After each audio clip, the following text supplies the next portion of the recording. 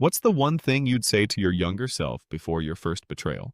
My parents told me not to come to their anniversary party because, in my mother's exact words, it's a celebration for achievers. She said it with that kind of fake sympathetic tone that sounds almost gentle if you don't actually pay attention to the words, but when you do, it hits like a punch. I was sitting at my kitchen table when she called, and the moment she started talking about how this year they wanted it to be extra special, I could already feel where she was going. I've been through these conversations enough times to recognize the build-up, the fake warmth, the slight pause before the insult, the quick laugh as if we're both in on some joke. Except it's never a joke. It's just them making sure I know where I stand in the family hierarchy. I asked her what she meant exactly, because even though I already knew, there's a part of me that still wants them to say something different, to maybe realize how cruel it sounds before it leaves their mouth. But she didn't hesitate. She said that since they were inviting people who had big milestones this year, it wouldn't make sense for me to come because I might feel out of place. I could hear my dad in the background, making some remark I couldn't fully catch, but I didn't need to. It had the same rhythm as every other time he's co-signed her digs at me. I wanted to say, "I run a company, Mom. That's a milestone." But I didn't. The truth is, they've never seen my work as something worth bragging about, because it's not the kind of achievement they can explain in one sentence at a dinner party. My brother Evan gets all the applause. He works in finance. He has a job title everyone recognizes, and his wins come with flashy bonuses and company trips that make for easy small talk. My wins are contracts, partnerships, revenue growth, things they either don't understand or pretend not to. I've stopped trying to make them care, but it still stings when they make it this obvious.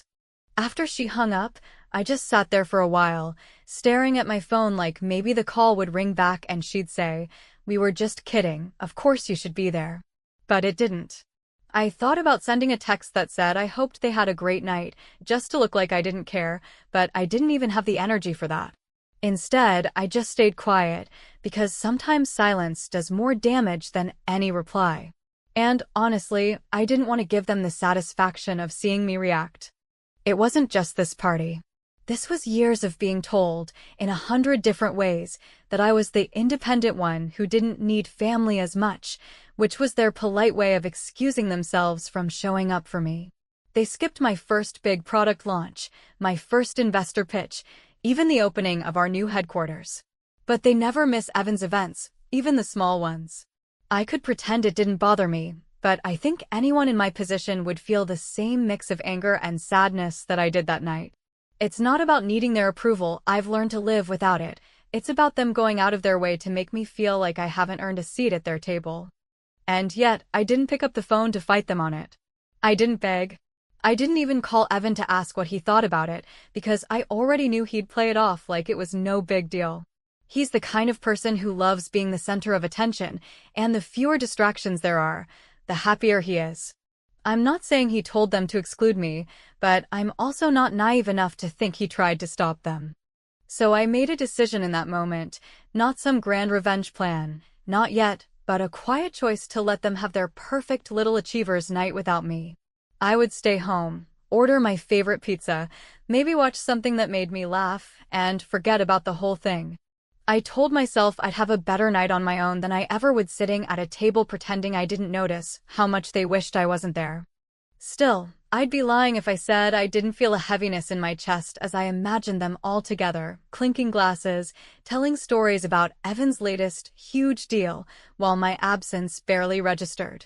I could picture my mom saying something like, "Rachel's just so busy with work," and everyone nodding along, completely missing the truth that I was at home because they didn't think I deserved to be there. At that point, I figured this would be just another family story I'd quietly file away in the mental folder labeled "Reasons I Don't Bother Anymore." But the thing about life is, sometimes it decides to line things up in a way you couldn't plan if you tried. Because while they were busy toasting each other, while my brother was soaking up the spotlight, something else entirely was happening that none of them knew about yet. And I had no idea that by the end of the night, they'd be the ones begging for an invitation to my life. I stayed home like I said I would, because sometimes the most grown-up response is to stop auditioning for a part you were never going to get, and I did the most ordinary thing I could think of by ordering a pepperoni pizza, putting on an old comedy I've seen too many times to count, and deciding that if I was going to be excluded from a celebration for achievers, then I would celebrate my own sanity by not getting dragged into another round of family theater where I apologize for existing in a way they don't understand. And for a while I even managed to relax, because there is something strangely peaceful about choosing your own company over people who insist you should be grateful for crumbs. What I didn't say to my mother, even when she gave me that line about milestones, was that I had been living under a non-disclosure agreement for months that made even casual conversations feel like walking through a room full of tripwires. Because the merger we had been negotiating was the kind of thing you do not tease, you do not hint about over brunch, and you definitely do not mention to parents who treat information like a group project, so I swallowed every urge to defend myself and let them believe whatever made them feel superior, while my team and I fought through due diligence, integration plans, culture mapping, and the kind of late-night calls that make you wonder why caffeine does not come with a warning label for emotional consequences. I didn't invite them to the announcement because there was nothing to invite them to, not in the way they would recognize, since it was a closed room in a conference center with a stage and a tight schedule. A concise speech that I rehearsed until it sounded like I was speaking off the cuff, a couple of executives from the other company, a tidy Q&A, and a press gaggle that was polite but skeptical, which is the only kind I trust. Because people who clap too easily are the same people who vanish when the next quarterly report does not sparkle, and when it ended I did the most professional thing I could do by turning my phone on silent, sending 2 follow-up emails to legal and finance, and going home like nothing had happened. Because nothing had happened yet in the way the world measures it, which is when cameras point at you and someone else tells the story in a voice that makes strangers listen. Halfway through the movie, the local business segment cut in with national replay, and there I was, standing on that stage I had left hours earlier, saying my lines with that steady voice I learned to use when men ask the same question 3 different ways to see if you will contradict yourself, and I watched the banner roll across the bottom with the words they always care about, the ones that put value on what you built. And I waited for the part that makes everything real, which is not the applause in the room, not the firm handshakes, but the moment when the anchor summarizes your life in 1 sentence and the phones of people who used to ignore you start buzzing because now the story is digestible. I will not pretend I did not feel anything, because I felt a lot, most of it a mix of relief that the months of secrecy had not been for nothing and a small, sharp ache that the people who should have been proud first would be proud last. Not because they missed the news, but because they missed me on purpose, and it is a bitter kind of comedy that the clip aired while they were all together at a party that was supposedly for achievers, where I am sure someone told a story about my brothers' latest promotion while the television above the bar rolled my name like a headline none of them were expecting. My phone started lighting up in a little cascade of preview banners, names I had not seen in ages suddenly remembering my number, an ex-coworker who never hid his contempt asking if I had bandwidth to chat, a college acquaintance who once called my company a cute hobby now sending a string of congratulations as if we had kept in touch all this time, and then, of course, the family messages began, a few of them sugar-coated with that "we had no idea, sweetheart" tone, others clumsy and transactional like, "Can you stop by tomorrow so we can celebrate properly," which in my family means hold court while they explain to everyone how they always knew I'd do something big even though the evidence suggests otherwise. I did not answer any of them, not because I wanted to be dramatic but because I was tired and I wanted to protect the good feeling I had earned. The one that says you did the thing you said you were going to do even when the people closest to you treated your work like a hobby, and I put my phone face down, took a breath, and let the noise pass by like traffic. And then I did one small thing that felt like slipping a pebble into the right gear at the right time, which is the only kind of revenge I actually believe in because it is cleaner than a screaming match and it travels further than a slammed door. I opened LinkedIn, wrote a short post that said exactly this. To anyone who has ever been told they do not belong at a celebration for achievers, keep going. The room is not the measure. Tagged no family members, named no one. Included a professional photo from the event that our comms team had clearance to share. Scheduled it to publish early in the morning when the algorithm does what it does best. And then I changed my voicemail to a simple message that said I was unavailable and that all Media inquiries should go to our press email, which conveniently screens out relatives who think they are entitled to a back channel just because they share a last name. I brushed my teeth, set an early alarm, and told myself I would deal with the fallout when I was rested, because clarity is a better weapon than adrenaline. And somewhere between the closing credits and the dishwasher humming, I realized I had stopped craving their approval and started enjoying my own, which sounds like a slogan, but felt like oxygen. And when I finally turned the phone over to set it on the nightstand, another string of messages rolled through. My mother's name on top, my brother right below, the family group chat lighting up with questions that sounded a lot like demands, and I let them stack up without touching a single one. I went to bed with my phone silent, my post queued, and my boundaries set tighter than they have ever been, and by morning it would feel like the whole city had decided to call me at once. But before any of that happened, I gave myself the first win, which was refusing to let the same people who benched me write the play-by-play when the score finally changed. Morning came with the kind of noise you feel before you hear it, that restless vibration that tells you your name is moving around in other people's mouths, and when I finally picked up the phone and watched the screen fill with stacked notifications, I could see the pattern as clearly as if someone had printed it out for me, because there were the congratulatory texts from people who used to forget to answer mine. There were the performative messages from old classmates who once called my company a cute project and now wanted coffee to pick my brain. There were the emails from reporters who had written coolly skeptical pieces about our niche who suddenly saw the appeal of a turnaround story, and threading through all of that were the family pings. The group chat bubbles racing each other to the top like they were auditioning for a role in a film about supportive parents who had always believed, which would have been funny if it weren't so familiar. I let it stack a little longer because I did not want to answer out of adrenaline, since that is how you say things you later carry around like heavy groceries, and when I finally started at the top, I pressed play on my mother's voicemail first, listening to her make that soft, breathy opening where she pretends she is worried I might be overwhelmed, which is her way of trying to sound nurturing while she rewrites the last week, the last year, the last decade, and she said she had no idea the announcement was yesterday, that if she had known she would have made a point to come, which landed somewhere between insulting and surreal since the night before she had told me not to come to her party for achievers. And the irony would have made me laugh if it didn't feel like a small cut I've learned not to poke.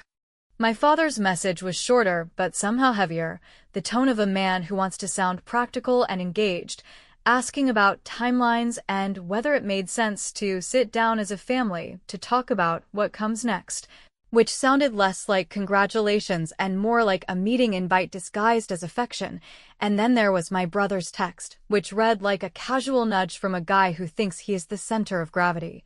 telling me a few of the family were heading to a brunch spot they love and that I should swing by to tell everyone about the deal, adding a winky line about how I should bring a few talking points because Uncle Ron would have questions, as if I needed coaching on how to be interesting in a room that had never listened. The relief that I felt in the quiet last night hardened into resolve as I read through all of that, because I recognized the old pattern knocking at the door. The one where I'm expected to arrive grateful and pliable and ready to perform the upgraded version of myself for an audience that declined the invitation when I was only halfway there, and I realized I had no interest in a repeat of that script. Not when I had worked this long to write my own, so I did something that would seem small to anyone who has never navigated a family like mine but felt like the hinge the door swings on, which was to decide that if they wanted a gathering then we would do it on terms that did not humiliate me, and those terms would be mine. I sent my mother a single text that was calm and clear, telling her I appreciated the congratulations and that I was open to a family brunch, but only if I chose the time and the place, that I would not be doing a storytelling session,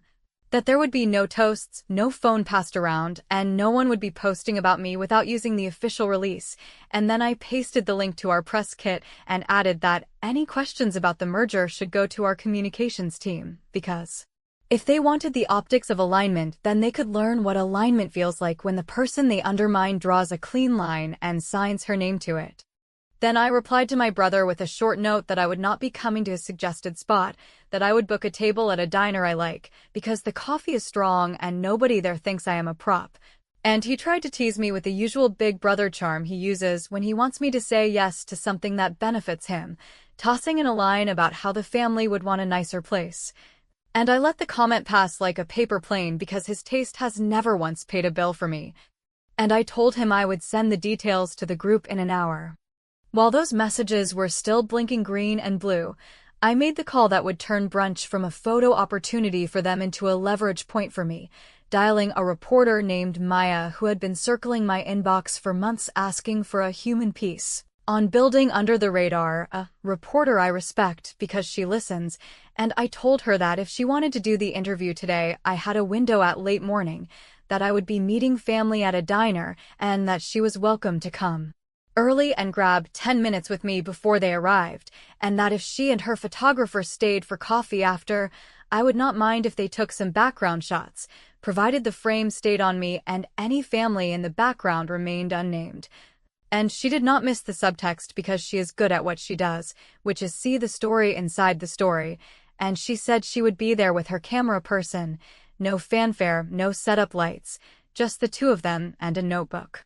That call done, I opened the group chat and sent the plan in one clean paragraph, naming the diner, the time, the table name, clarifying the no toast, no speech, no ambush rule. And I added one more line that I knew would make them bristle and that I knew I had to include anyway, which was that if anyone wanted to congratulate me, they could do it to my face between bites of pancakes like normal people, not into a phone for their social feed. And that if this felt too restrictive, they were free to skip it, and I would not take it personally, which was my way of removing the only power they have ever believed in, which is the power to make me beg them to show up. Their responses came fast and disjointed, my mother insisting she never meant to exclude me and that she only wanted me to be comfortable, my father asking if the diner had parking, my brother testing one more time if I was sure about the location because he had already told a few people to meet at the other place, and I wrote back that I was sure, because I am not a guest in my own life anymore, and then, before anyone could spin, I sent a private message to the diner manager confirming the table and asking for a quiet corner where two friends could talk before the rest arrived, which they were happy to hold because I have tipped well there for years, and it struck me that sometimes loyalty looks like knowing the name of the person who keeps the coffee warm, even when your family forgets yours in the lobby of their own event. I took a last look at the avalanche of messages I had not answered and the few I had, flipped my phone to Do Not Disturb for 30 minutes, and sat with the small, fierce calm that comes from choosing the field where you fight. Because while they were running to catch up to the story, I was already laying track for the next chapter, and as petty as it might look to someone who has never been told to stay home because achievers only, it felt less like pettiness and more like right-sizing the world around me so I could finally breathe in it, and when the timer chimed I picked up the phone again and saw a new message from Maya confirming the time with one line I will not forget, which said simply, "We'll keep the lens where it belongs." I closed my eyes for a second, smiled without trying to, and realized this would be the first family gathering in years where I would not have to shrink to fit, because I had already measured the room and moved the chairs, and as I grabbed my keys I sent one more text. This one to the group, which said I would see them soon, that I was running a few minutes early, and that if the hostess asked they could tell her they were with me, which is how I wanted them to hear it, not the other way around. And if that sounded like a small thing to anyone else, to me it sounded like the first clear note of something I had been writing in silence for a long time, and it was only going to get louder from here. I got to the diner a little early because I wanted a pocket of quiet before the machinery of family performance tried to crank itself up again, and when Maya arrived with her photographer carrying a small bag and a notebook rather than a stack of lights and a crew, I felt that steadying click you get when someone understands your intentions without you having to pour out a speech, so I told her in straightforward terms that I was not interested in a pity story or a takedown piece or a glitzy profile that pretends the last few years were a highlight reel, that I wanted something honest about what it feels like to build while people who should know better act like they cannot hear the noise. And she nodded with that calm I trust in journalists who have put their egos through a shredder and kept their curiosity, then asked me 2 clean questions about the merger and one about the family dynamic that I answered without dressing it up, because I am done gilding ugliness to make everyone else comfortable.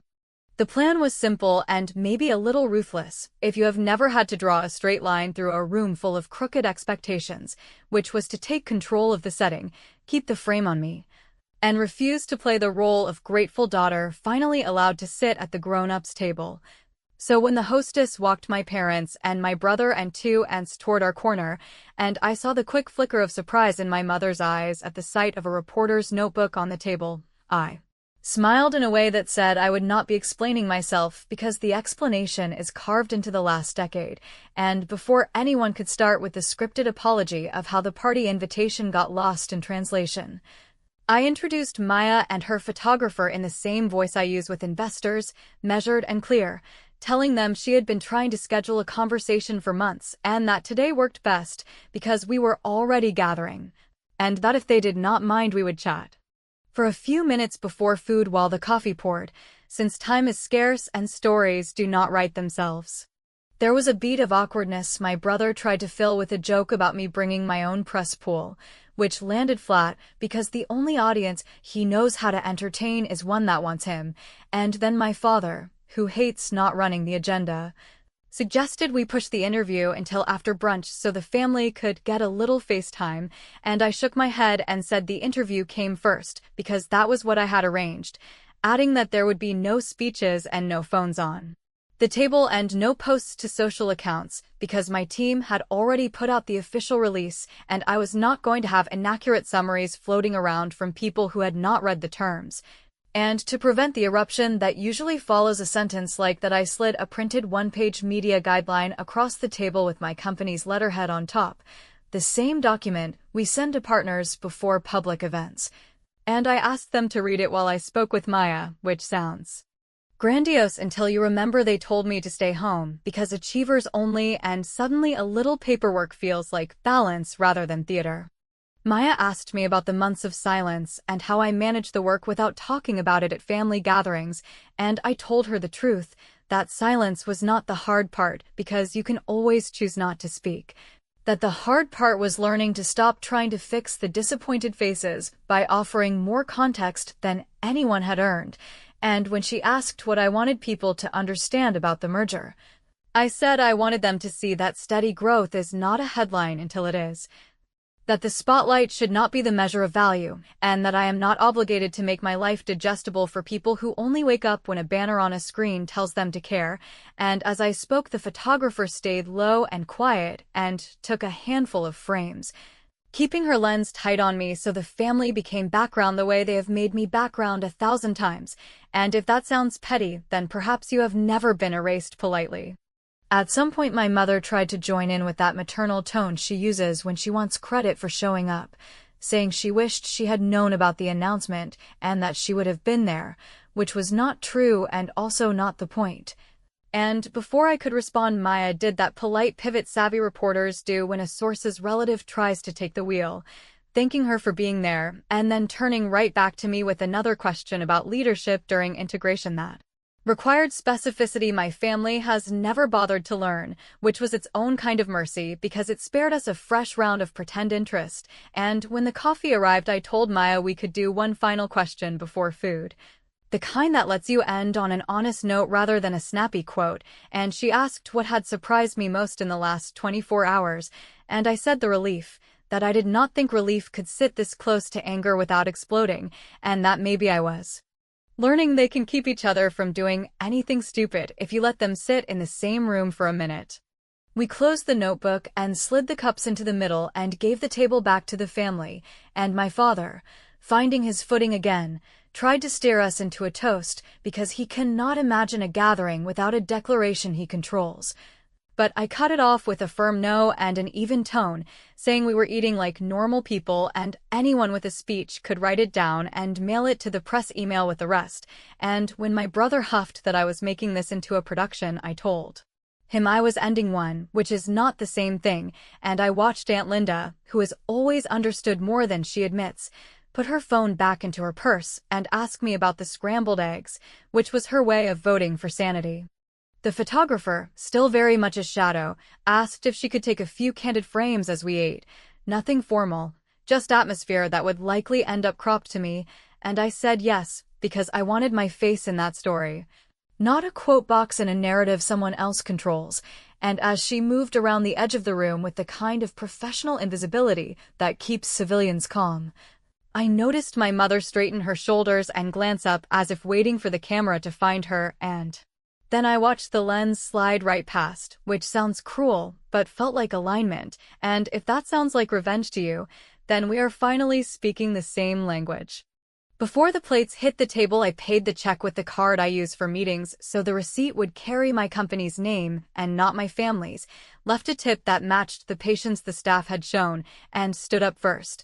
telling Maya we would do the second half of the interview as a short walk outside while the family finished their food, which meant they would sit there with their phones tucked away. No toasts, no content, no recycled narrative, just their own company for a change, and as I stepped out with the reporter and the camera trailing a pace behind, I heard my brother start a sentence he could not finish without a stage, and I realized the warm-up was done and the real move was next, because rehearsals are fine. But there is nothing like opening night when you own the lights. I wish I could say the final move came to me in a flash like some dramatic movie twist, but the truth is it arrived the way most good plans do, in small pieces that made sense together once I stopped trying to make everyone else comfortable. And what took shape was not a blow-up or a screaming match or anything that would get replayed at a holiday table for years as proof that I had finally gone off the rails, but a sequence that looked polite from a distance and felt surgical up close, which is exactly how I wanted it, because revenge that teaches is more durable than revenge that only stings. The first piece was the investor event we hold every quarter, the kind that usually happens in a neutral conference room with a long agenda and a tight clock. But this time I moved it to a small theater our city uses for community forums, which meant real seats, a stage with decent sound, and a clear line of sight for the cameras we would use for the live stream. And I added one new segment that I called the Believer's Role, a short thank you tradition I decided we were starting right now where I would name people who had shown up when it was neither profitable nor fashionable to be aligned with me, and I put 3 names on that list. My mentor from my first job who once told me to stop asking for permission to lead. My college roommate who hosted me on her couch when I could not afford both rent and payroll, and the head of procurement at a client who kept renewing our contract when the numbers were not yet a billboard. And I told my comms team that this would be the only part of the event we would cut as a clip for social, because I wanted the message to travel. Then I did something that looks small and is not, which was to invite my parents, my brother, and 2 of the aunts, not because I needed them there, but because I wanted them to witness the version of the story I was finally telling without asking for their edits. And I sent the invitations with reserved seating in the back third of the theater, not out of spite, but because the front rows were for staff and partners and customers who had earned a better view, and on the name placards for the family section I put a simple line that said guest of the company, which sounds like etiquette but was its own kind of truth, because family is a role you fill with your actions or you do not. The week before the event, Maya's piece went live, soft and precise and uninterested in melodrama, and the photo that ran with it looked exactly as we planned, my face clear, my posture steady. The background a blur that happened to include 3 members of my family whose expressions read like a mirror they did not expect to meet, and, because she did not name them, the story stayed on track, which meant there was nothing to rebut and nowhere to redirect the heat. And for once the comments under an article about me were not a debate about whether I was likable enough to lead, they were about the actual work, which felt like stepping into a room where the lights were not aimed at the wrong wall. When the night came, I kept the run of show tight and the tone simple, numbers and plans and timelines and risks said out loud in clear language, because I have learned that clarity is a form of respect. And when we reached the Believer's Role, I did not look into the family section. I looked at the people whose names I was saying, and I said them slowly because words have weight when you let them land, and I thanked them for the kind of faith that does not come with conditions. And the room responded the way good rooms do, with a quiet that means they understand and a hum that says they agree. And then I pivoted to the last new element, which was the announcement that a portion of my merger payout would seed a small program we would run once a year. A grant and mentorship pairing for people who have been told they do not belong at the celebration, a program with an application process run by people who do not mistake manners for goodness, and I named it the open door, because nothing cute was required and clarity would do the work. That was the public part, and it would have been enough, but I had held one last piece for the end, because families like mine only understand boundaries when they bump into one they did not see. And after the applause settled, I invited the room to stay for a brief reception in the lobby, then stepped off the stage and walked straight to the family section where my mother was holding her purse like a shield, and my father had that look he gets when his remarks were not requested, and I told them calmly that I appreciated their attendance and that from this point on, if they wanted to be part of my professional life, they would go through the channels like everyone else, that invitations would be specific and seats would be assigned, and that any attempt to rewrite old stories in public would be met with silence, not because I wanted to punish them, but because I was done letting them cost me interest on a balance I did not owe. And then I turned to my brother and told him the same thing. Plus one detail tailored to him, that I would no longer be available to serve as the interesting sister at his networking lunches, that he could book a time through my assistant if he had a business inquiry. And if he did not, then we could wish each other well, and mean it from a healthy distance. I did not raise my voice, I did not dramatize, and I did not wait for a response, because the point of a boundary is not the debate that follows, it is the move that comes after, and mine was to walk away and greet the people who had been waiting to shake my hand, to introduce my mentor to a partner she had not met, to laugh with my roommate about the old couch and the bad coffee, and to pose for one more photo with the procurement lead who saved us during the lean months, a photo that would end up next to the Believer's roll clip and, from what I later heard, played on a loop in a few offices where people needed a reminder that loyalty is a verb. The texts from my mother that night were a blend of confusion and apology and a little bit of indignation, which is to say they were exactly what I expected, while the message from my father was a single line asking for a meeting to clear the air. And my brother sent a shrug of a paragraph that tried to make the evening about how the theater's sound system could have used an upgrade, which is how some people protect themselves from looking in the one mirror that matters, and I answered none of it for 2 days because I was busy, and when I did reply I sent one clean note that said I loved them, that I was not available for relitigation of history, and that if they wanted to build something new they could start by showing up to small things without needing credit, and I gave 3 examples they could not mistake for symbolism: a weekend volunteer shift my company sponsors, a small roundtable for founders' families about how to support without smothering, and a community fundraiser